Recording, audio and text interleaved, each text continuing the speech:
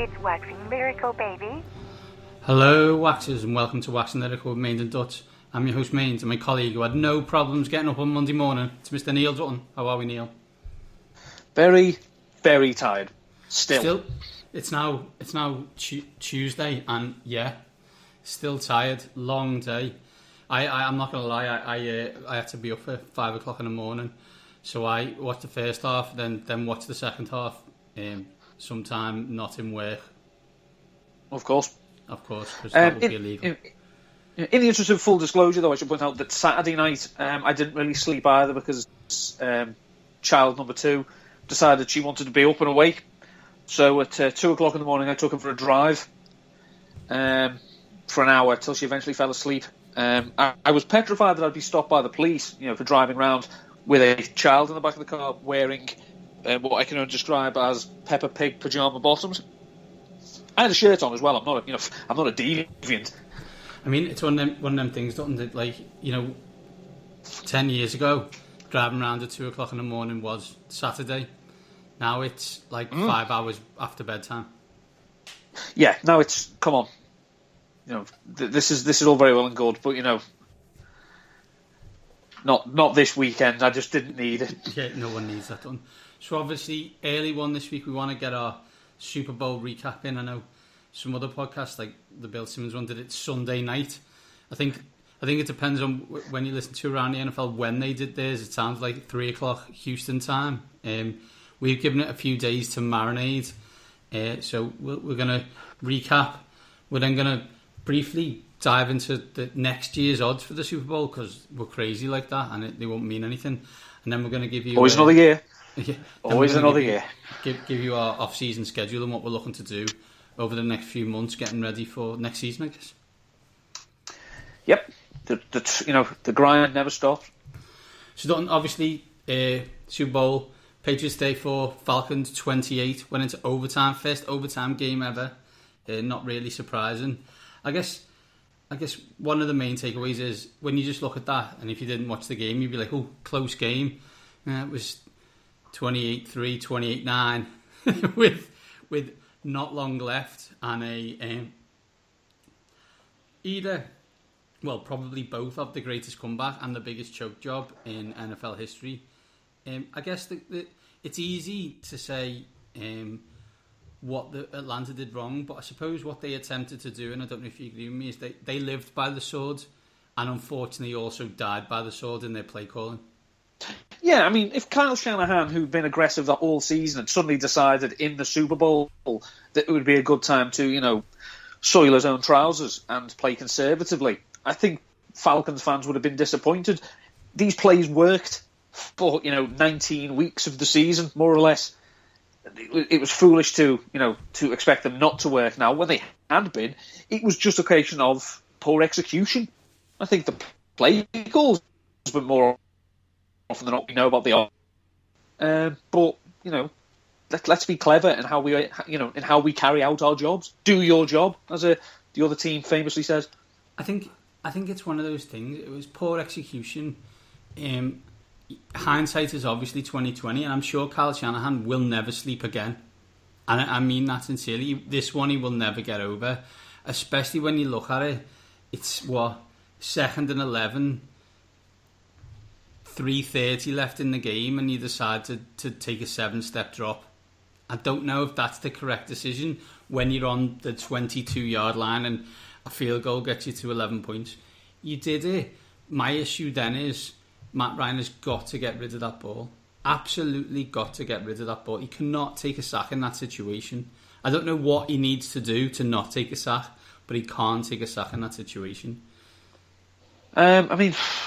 It's hard to say. I mean, he was in the pocket, so he couldn't just throw it away because obviously that's a loss of down and 10 yards as well. But yeah, I look at that, and my response would be, Julio Jones had 4 catches on 4 targets. So my throwing it away would be to the big guy who hasn't missed a catch all day. Throw it in his general vicinity. I don't care if there's 6 men around him. He was having one of those days. And the fact that he only got 4 targets is a little bit disappointing to me. I did say that, for the Falcons to win, they would have to look elsewhere. I just didn't expect that they would ignore him to the extent. I think the thing that we do say about the Falcons, and I've banged on about for weeks, how they do look to get so many more people involved. Patrick DeMarco had 2 receptions before any other player had 1.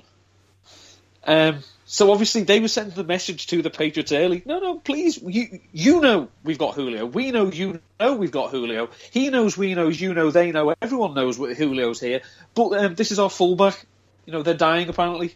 Would you like to do something about it? Yeah, I think I look and you think get Julio involved more, and then I'd said in the preview show, got to run the ball, got to establish it, and they absolutely did that. And they had 85 yards in the first half, and you're like, yes, and you're winning the game. And then you have 19 yards in the second half, and Devontae Freeman, who'd had 75 in the first, only runs for 4 yards. That's the kind of... This is what people don't understand, because we're just guys watching the game. This is what pressure does. This is absolutely... Your brain starts going too fast, and you can't think straight. They start... Oh, just do this play and do this play, and then things even such as simple as you're snapping the ball with 20 seconds left on the clock. Why are you doing that? This is where a lot of times we say this more in the Premier League, that it's very rare that a team gets into the chance to win the title the first time and wins it, because they don't know how to control emotions. I just feel that happened with Atlanta. Maybe if they were playing another team that wasn't the Patriots, it may have been different. Because they knew the Patriots had been there before and they had Tom Brady and Bill Belichick, you start panicking and overthinking stuff. It was the hair of the tortoise. I mean, the Falcons, when they're the ball, we know speed kills. They're faster than the Patriots. So when they scored, it was very quick. It was 5 plays, 60 yards, 2 minutes.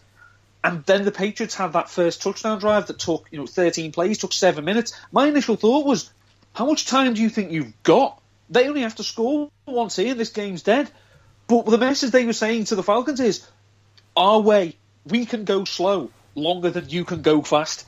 And we think you're done. We think you've hit your limit already. So we'll keep you on the sideline, because it's not a question of your offense is staying over there getting fresh. It's a question of your offense is over there crapping itself because they don't. It's like, well, we're going to have to score.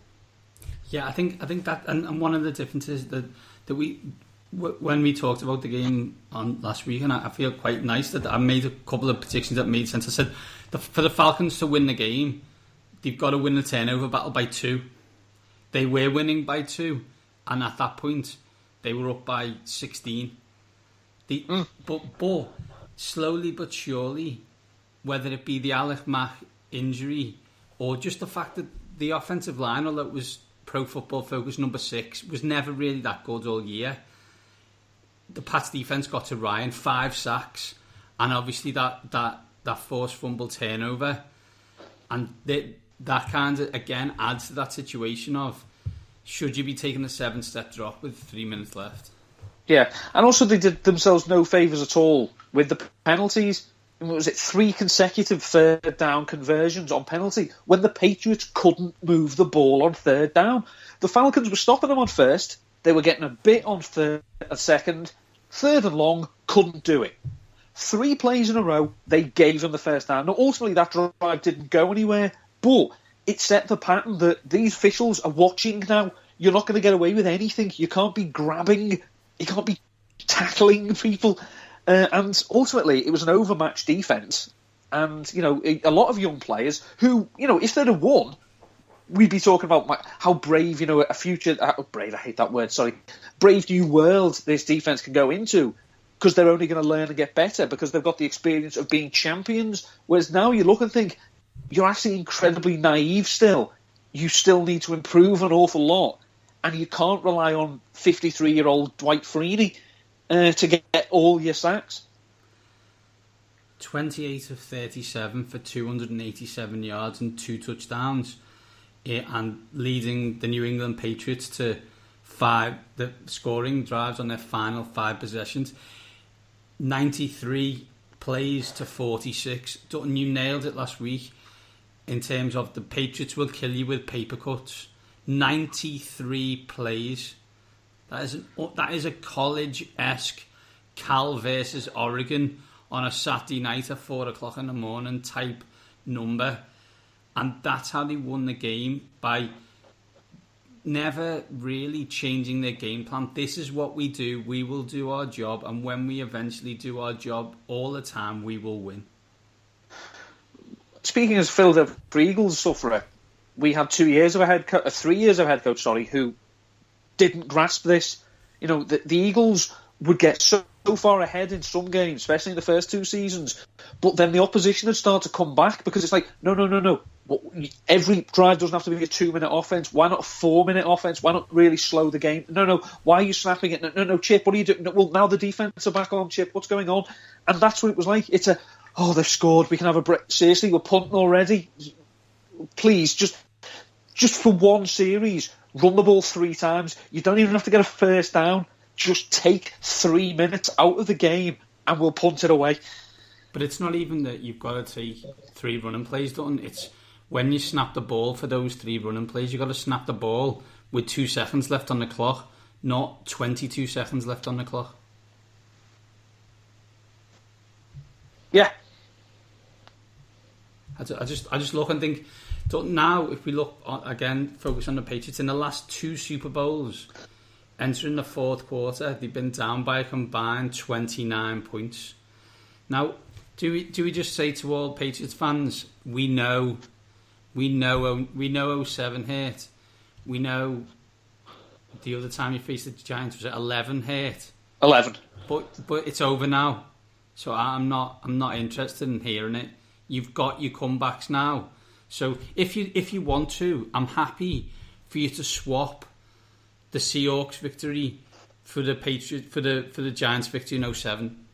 That's fine. And then if you want to swap the other Giants loss for this game, that is absolutely fine by me. The thing is, though, it's how they were getting, because they were getting manhandled. Brady was getting, as I put on Twitter, he was getting beaten like a ginger stepchild. To go into the huddle at 28-3 and present the air to say to these players, your receivers, the line, I've got this. Because they didn't turn the ball over once the game was out of hand. It was while the game was live, they were pooing their pants. But when they were out of it, the switch came on, and it was like, no, I've got this. It was, lest we forget, Tom Brady is 39 years old. He shouldn't have been able to take that punishment and still be as clinically efficient as he was. As he got stronger as the game went on. This Dutton is why we should all just eat kale. It's put down them chips and do whatever Tom Brady does to stay fit. Because as you said, in the first half, first 3 quarters really, he was beaten up. And let's use a classic example. He's basically the same age as Peyton Manning was last year, and Peyton Manning was a corpse. Tom Brady looks better now than he did in 07. Yeah, it's a different. Lest we forget, an all-pro tight end didn't play the last 8 weeks of the season and wasn't very good the few weeks that he did play. And this team did not miss a beat. Dion Lewis had 5 touches, did he? I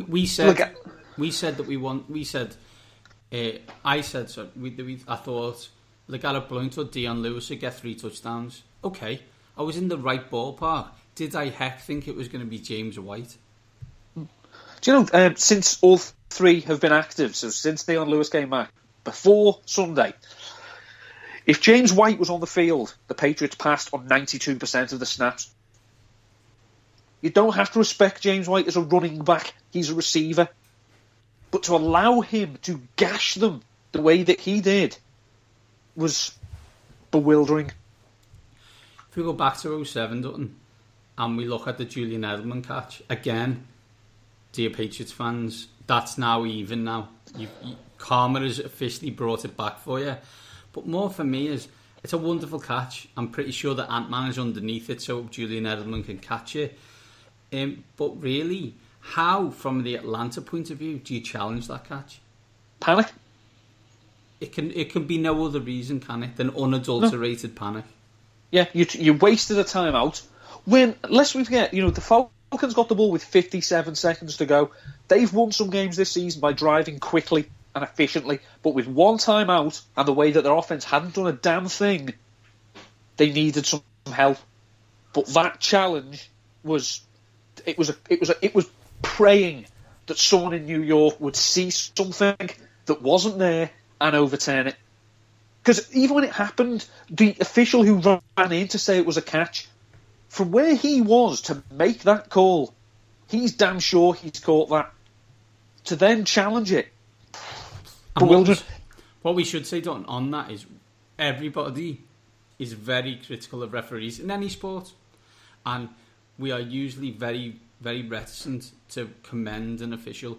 That is absolutely magnificent officiating by the guy who calls that a catch on the field, because I'm sure 99% of the people who watched it thought it had bounced.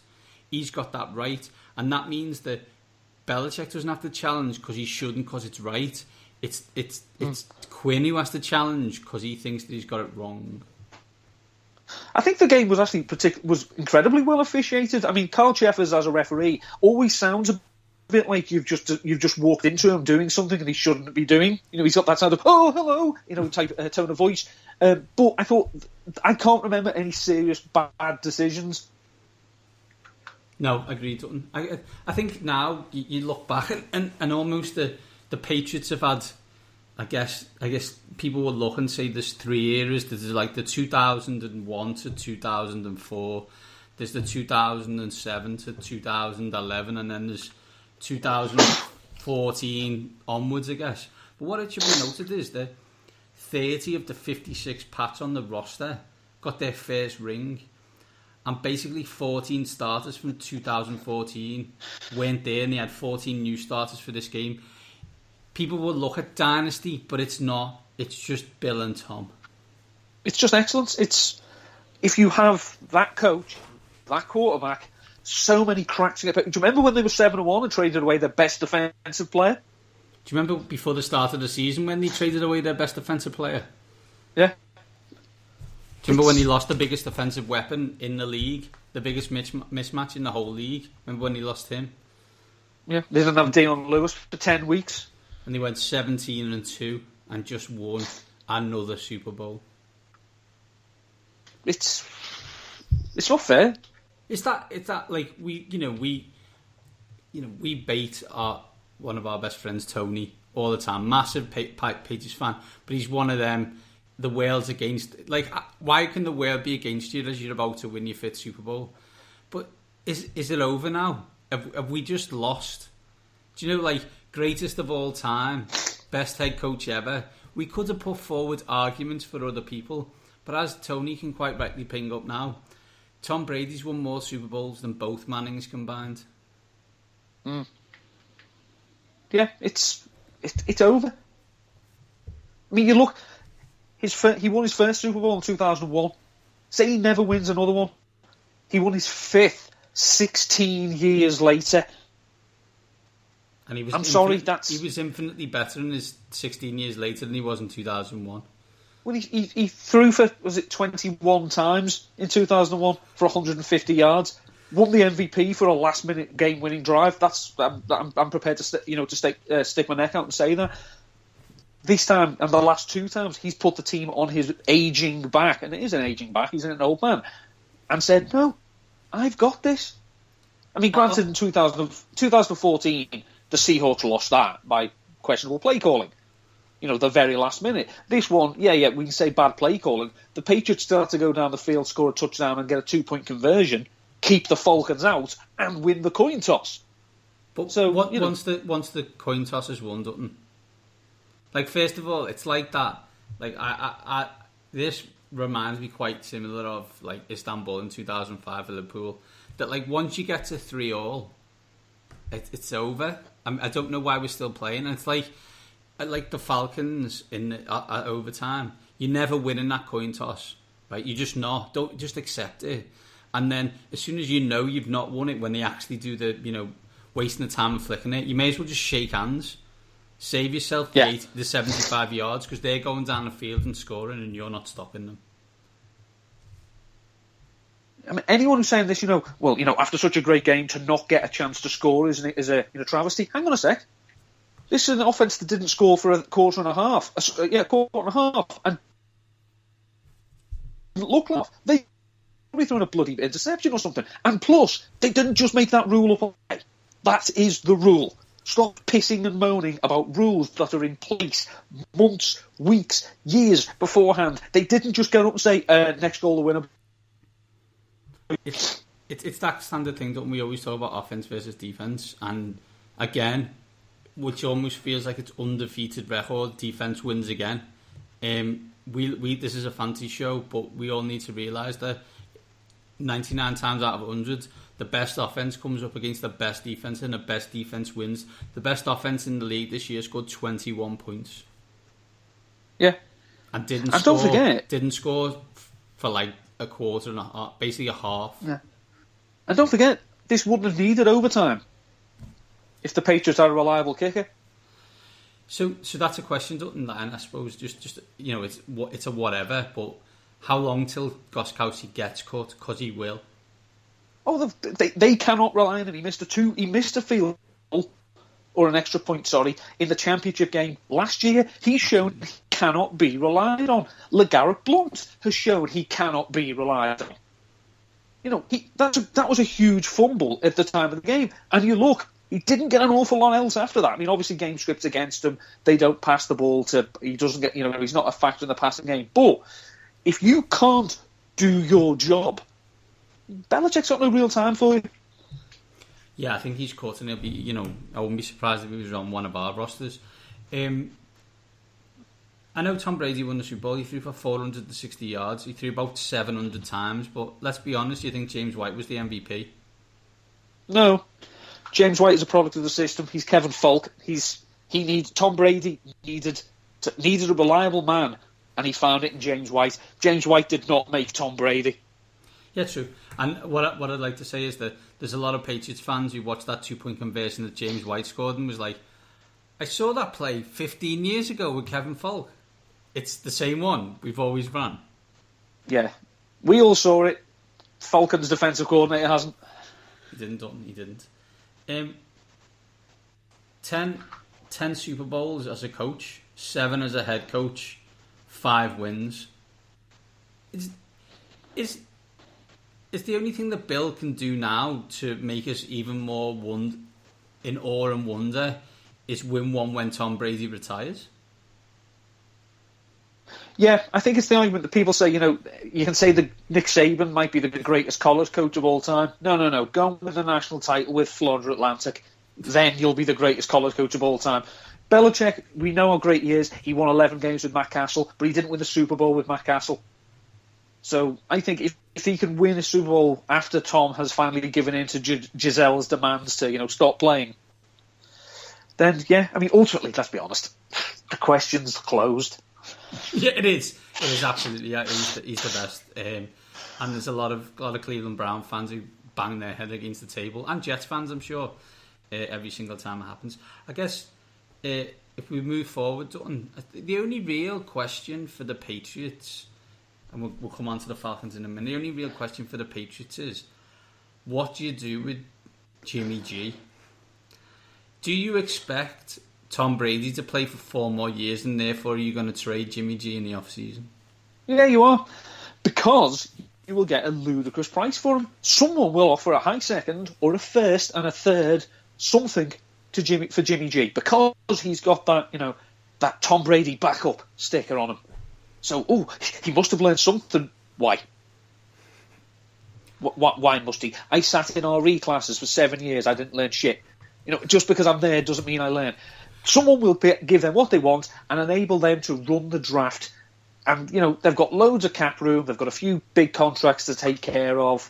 For me, a bigger question isn't Jimmy G. If we're going to talk really, out on a limb, Manish Mehta, who's not someone I've got a particular amount of time for, I think he's a hack. Should they start looking at shifting Rob Gronkowski? I think that's the major question that people will focus on is Jimmy G. Absolutely, but I'm with you on that one, Dutton. I really think there's a situation where they look at trading Rob Gronkowski, because let's be honest, Dutton, as you said about Goskowski and Blount, we all love Gronk, and he's a matchup nightmare. When he's on the field, he's unbelievable, but he absolutely cannot be relied on. No. And are you telling me that, they've got, the New York Giants, they've got Odell Beckham, they've got Sterling Shepard, they're probably going to upgrade one of the other positions to make way for Victor Cruz. Will Tye, Larry Donnell, first round pick for Rob Gronkowski. Carson Wentz in Philadelphia. Do you know what I mean? He's looking for weapons. That's what we're talking about. Game breakers, game changers. What's a quarterback's best friend? It's a tight end. What do you think? Buy Zach. Don't see you, Brent. Don't let the doors hit you on the way out. Here's Rob Gronkowski. Or as John Bouchard said the other week, Zach and Rob sounds like a team. A team duo. But Yeah, it does. If we move on to the Falcons, Dutton, I think everyone's like, we'll just lock and load the Patriots again, see you in 12 months in the AFC title game, and we'll see who you come up against, and you might win, you might lose, whatever. The Falcons lose their soul by getting beat, they're crushed. And they also lose their offensive coordinator, Kyle Shanahan, who's obviously already been announced as the 49ers head coach. The NFC South is one of those divisions where it's always topsy-turvy, but can you see them repeating what they've done this year, next year? No. I think they need to improve on defense to try and close the gap, because their offense is going to drop off. I don't really know an awful lot about their offensive coordinator, their new offensive coordinator, who was, set all kinds of records as Alabama's offensive coordinator. By records, I mean shortest stint. But apparently, he has coached under Pete Carroll, so he's from the same coaching tree, as it were, as Dan Quinn. But so the theory being is that he will keep pretty much the same system they had under Shanahan. But it's a question of, when something's worked so well and you bring in someone, what do they do when things start to go wrong? I mean, we saw that Shanahan turned it round after 2015 and made 2016 quite productive. Let's say they go 6-1, but all of a sudden they hit a blip and things stop working. Where do you go now? Because you might be forced to turn to drink. I think I look and much like Steve Sarkisian, I assume you've set me up for that one. It was fired from USC for being drunk on the job. Sarkisian, for those who don't know how his affiliation is with Carroll, he was on the 2001 offensive staff with Lane Kiffin, on the Matt Leinart, Reggie Bush, Dale Jarrett, that unbelievable USC team, that didn't win a Heisman and didn't win a national title, according to the statistics in NCAA, because Reggie Bush got a car. So I think there's a chance he might run the ball a little bit more. Will he run it differently than he did under Shanahan? Probably. I look at the young on defence, obviously with the exception of the 50-year-old Dwight Freeney, and I wonder if they get slightly worse on offence and slightly better on defence with the young players they've got there, Poole and Keanu Neal, and maybe it kind of evens itself out. I'm not convinced by the rest of the division, with maybe the exception of Tampa. We're always hypnotised by Tampa every effing year, so I'm not reading too much into that. Can they win the NFC South again? Absolutely, they can. Can they get back to the Super Bowl? I don't know, and I doubt it very highly. The NFC is, I'm not going to say it's very good, because my general thoughts about the NFL as a product at the moment aren't particularly high. I think there's a lot of very, very, very bad players, some very, very ordinary teams, and these players are not being coached to the required standard. But the NFC is wide open. There are no dominant teams in there. So, cool, yeah, they could win the Super. They could win the division, get into the playoffs, get back to the Super Bowl. I wouldn't like to speculate. In terms of next year's Super, if we look now about next season, we look at Super Bowl odds. Obviously, Patriots favourites 7-1. Falcon again on that wide open NFC. Falcons, Cowboys, Packers at 12-1 and Seahawks at 15. Do you see any? Do you expect? I guess the question is, those 4 teams are the final 4 teams in the NFC. Do you expect them to be the final 4 teams next year? Barring catastrophic injury to key players, I think I think the team that most likely to not be, for reasons that again we discussed with Mr. Bouchard, is the Dallas Cowboys, because again, horrible division. You can be, it's like, the Grand Old Duke of York, when you're up, you're up, when you're down, you're down. But, when you're only halfway up, they're going to lose players. Terrence Williams is going to go. Brandon Carr's probably going to go. They're not going to, might not re-sign Mo Claiborne. They don't have an awful lot of cap space. Oh, they can trade away Romo. Yes, but unfortunately the salary cap doesn't work like that. It doesn't just disappear. There will be cap charges that they have to pay the price for because they faffed around with the contract so long. I don't know. I mean, you'd like to say, maybe if Washington improved their defense, could they make a run? Arizona, one more time around the block. Minnesota, it's too wide open. If you look at that now, I'm with you on the Cowboys. I think the Packers are the most likely to be back in that position. So the Packers and the Seahawks are most likely to be back in that position again, just based on the divisions they're in. I don't think their divisions are as strong as, say, the NFC East and the NFC South. Who thought I would have said that 2 years ago? But there you go. Our team's done. Interesting you talk about Redskins, 60-1. Eagles, 48-1.